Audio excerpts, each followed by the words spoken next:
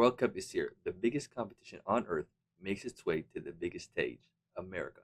Home of the brave, land of the free, guns, cheeseburger, french fries. And oh yeah, Mexico and Canada are here. You know, the USA is probably not the best place to hold the World Cup.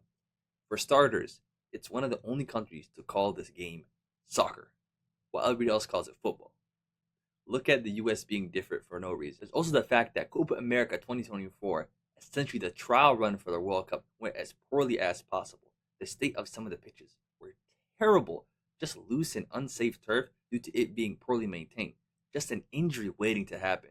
Imagine trying to attend the game only for you to sell your house just to watch Peru versus Canada. Anyone with a brain cell would realize that paying that much money for a ticket is a bad deal, so you just had half empty stadiums. If things could not get any worse, oh boy, the finals showed us it could get worse. For 1 hour and 30 minutes, the game could not start because fans decided to sneak in through the vents, which led to people who had tickets being shut out. I feel like the reason this happened was cops were surprised that so many people cared about soccer. I'm sure the US will fix all these problems by the World Cup. One thing that has not changed is the enormous prices. In fact, this World Cup is the most expensive one ever. For that, you can thank the feature of dynamic pricing. FIFA put the tickets up for sale on their website.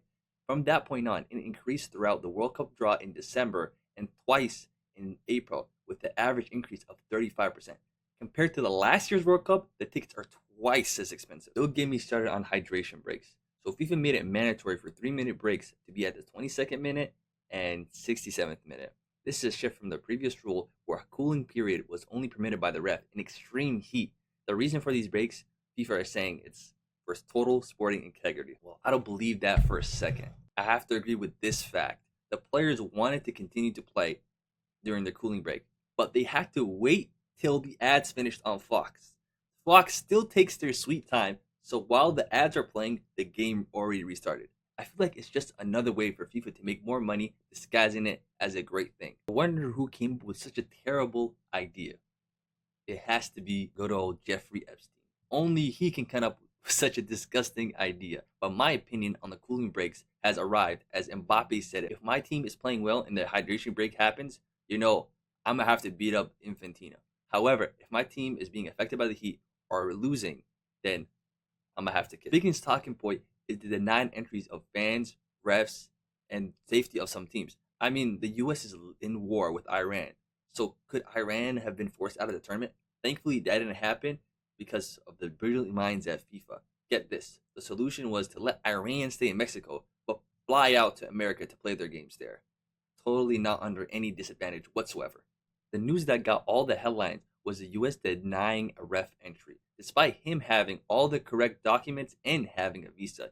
The worst part was the US questioning and detaining him for 11 hours, then kicking him out of the country. The only reason why anyone can think of why he got denied and some other fans got let in and most refs got in is because he's Somali, and the US clearly has a problem with that. The people I feel for the most is the fans that were looking forward to seeing their team play. Iraqi fan Anan bought tickets to the World Cup to see his team play, and it was only the second time ever Iraq has qualified for the World Cup. Literally a once in a lifetime opportunity. The thing standing in his way, well, of course, a visa, which is almost impossible to get thanks to the amount of countries facing travel bans. Not getting a visa killed Anan's dreams, and no doubt many others. It's no wonder people had doubts on whether or not the World Cup would be a success. One of the best things to come from this World Cup is the fans from different countries and just seeing what they're up to. The Mexican fans always bring the right energy, and they never cease to amaze me. Because why is there a duck out here in a Mexico kit? I mean, we got patriotic ducks before GTA 6. My favorite thing about Mexican fans is their relationship with the South Korea fans. The relationship goes back all the way to the 2018 World Cup, where Mexico looked like they were about to get knocked out in the group stage. But they still had a chance. They needed South Korea to beat the reigning champions Germany. And against all odds, South Korea won. So it was no surprise when South Koreans fans were partying with Mexican fans, despite them being opponents. A beautiful scene with everybody just having and doing the Gundam style. You see, it's just genuine love between these two fan bases. Mexican fans are lifting Korean fans, and Korean fans are returning the favor by sharing their tequila with the Mexicans. That's why it was so evil for FIFA to make them play against each other. Well, you can see these countries getting along. One thing I did not see coming was the love that Algeria got from Kansas. We got people for Kansas willing to die for Algeria. Yes, it is that serious. Algeria chose Lawrence, a small city in Kansas, to be their home base, and the community loved him for it. I can confidently say there's never been anything this exciting that has ever happened in Lawrence. Lawrence wanted to make sure Algeria felt welcome, so to prepare, they took the soccer classes, French classes, Arabic classes, and Algeria culture classes, and they welcomed the team when they arrived. I think it's such a cool thing because local businesses obviously benefit so much from the influx of tourists, and Algerians just feel like they're home. So it's the perfect relationship. It's just not the Algerians that are having fun in America. Scottish fans might be the best fans because they're having the time of their lives in Boston. These guys found the cop slide, wrote it properly while playing the bagpipe. Now that's some skill. The Scottish fans have been so great in Boston, they even got a cop to show them skills. The reason why Scots are such a good hang is because all they do is drink and just party all the time. So that's like they're happy all the time. And on their way to Boston, they drink all the beer out the place, and then they drink all the beer out of Boston. What an elite country! They're getting the full American experience. Eating all this junk food will probably have them obese by the time they go back. Though some Scottish fans had such a great time that they want to stay in Boston, and the city of Boston, it's gone so well for them that they did an international partnership with Scotland. The best fans, in my opinion, are the Japanese fans. They're just so polite. Look at how they trash the stadium so gently. Hey, they're also moving backwards. That must be a Japanese thing. Out of all the countries, Japan got the best cliff farmers. One Japanese guy got his mind blown by Texas barbecue. I mean, look at his face. I don't blame him. That reaction is justified. That food is that good. Japanese fans also have such great energy. This guy does not speak any English, but you can tell he's having a great time and is ready for the World Cup. This Japanese fan is just like all of us, having no PTO, but at least he has infinite memories. Those memories are not going to play the bills, though. The greatest Japanese story is about free salsa and chips. He was surprised because he did not earn them. He ate 3 baskets and filled up completely on chips. Then this guy drops the hardest line ever. I had accepted 3 baskets. Honor demanded that each one be finished. And unfinished gift is an insult. By the time my actual food came, I was a ruined man. Wow, that's legit poetry. I'm getting chills. One country that does not know how to have fun is the English. I mean, it might be because they literally have the worst taste in food. They literally eat the worst food ever. Look at this dry bread, cold cheese, and raw onion combo.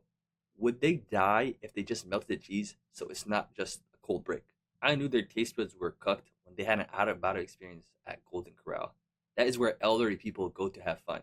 It's okay at best. A quick shout out to all the Norway fans for doing the Viking Row literally everywhere and whenever they can. Literally from escalators, Times Square, baseball game, and when they qualified for the World Cup knockout. Best celebration hands down. Also, Dutch fans going to Dutch Bros is such a peak World Cup moment. It doesn't get better than that.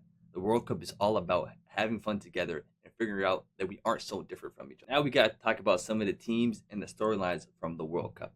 The World Cup is being hosted on Fox, and the panel is being talked about for all the wrong reasons.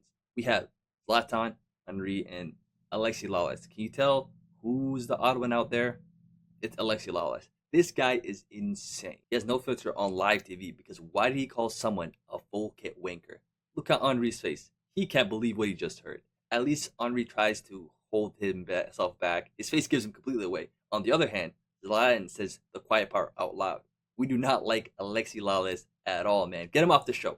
The only person that likes him is himself. Even his mother doesn't like him. We're talking about the best teams in the World Cup. The USA has been up there. Okay, maybe not the best, but they've been pretty good. The US have figured out how to play soccer. The reason for that is because they turned the game into 4 quarters. All we need are timeouts and unlimited substitutions, and the US are on their way to winning a treble of World Cups. It could also be the US are doping like Russia in 18. In all seriousness, when you have the LeBron James of soccer, you should be the favorites for the World Cup. Okay. The real reason the US is good is because they have good players playing at some of the top leagues in Europe. They're not world class, but with Poch's coaching, home field advantage, US could definitely upset some teams. One team that has not had a good time at all is England. The things that just happen to them, you just can't help but laugh. It's just insane. While traveling between cities, England's equipment got stolen, and with it, apparently Harry Kane's shorts. People are saying the culprits are Phil Foden and Cole Palmer. and they're doing this as revenge for not making the squad. It's just not that. There's been a lot of other things. There's been a shooting near the England club, a tornado, and an earthquake. Those are just signs that they're not welcome, and they should probably take the hint and withdraw from the tournament before they die. The best part is all this happened to England before they were cursed by a witch. This guy is the real deal. Ghana were struggling against Panama, but with a little bit of black magic, they scored a 95th minute winner. So in preparation for the England-Ghana game, the witch put a curse on Harry Kane. Just a little one, just enough for him to have one bad game. That's like top 5 respect moments. This guy is just chill. He's not abusing his power. When the game happened, Kane was in jail, but he had one chance fall to him. And we're all lucky. Yo, Kane has to score this. He's one of the best strikers in the world, but he misses it. We're so lucky this guy's chilled and released Harry Kane before there was any real damage done. This has also been a tournament for the underdogs. So when Curacao faced Germany, it was surprising that they played Germany as well as Brazil did in 2014. The scoreline that day, 7-1 to Germany. But never forget Curaçao's goal to equalize it. This got 2 reactions from the Brazilians. A lot of celebrations because now they're not the only team to lose 7-1 to Germany. The other is complete PTSD as they're reliving the horrific events of 7-1. The one thing I've never understood, though, is people saying that teams like Curaçao are bad and should never be in the World Cup. They're just missing the whole point of the World Cup. The manager of Curaçao was crying as he led the smallest nation to make the World Cup as the oldest manager while his daughter was battling cancer.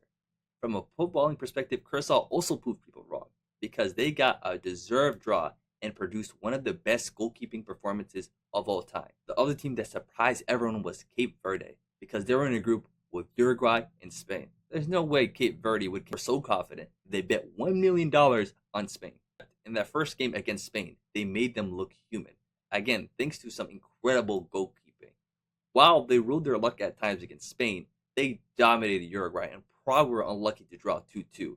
So in a group with Spain and Uruguay, Cape Verde never backed down, never flinched, and so it was them instead of Uruguay that will be playing in the knockout stage. The funniest story this World Cup has seen comes from Ancelotti's treatment of Endrick. Instead of playing Endrick, one of Brazil's greatest ever talent in the future of Brazil, he decided to start Igor Thiago. Apparently, this guy has scored some goals in the Premier League, but no one has watched a single one. It was no surprise to anyone except Ancelotti that Thiago dropped a stinker. He moved like a statue. He moved like he weighed 1,000 pounds. Since Thiago had such a bad stinker and he got hooked by halftime, never to be seen again, Endrick would get a chance.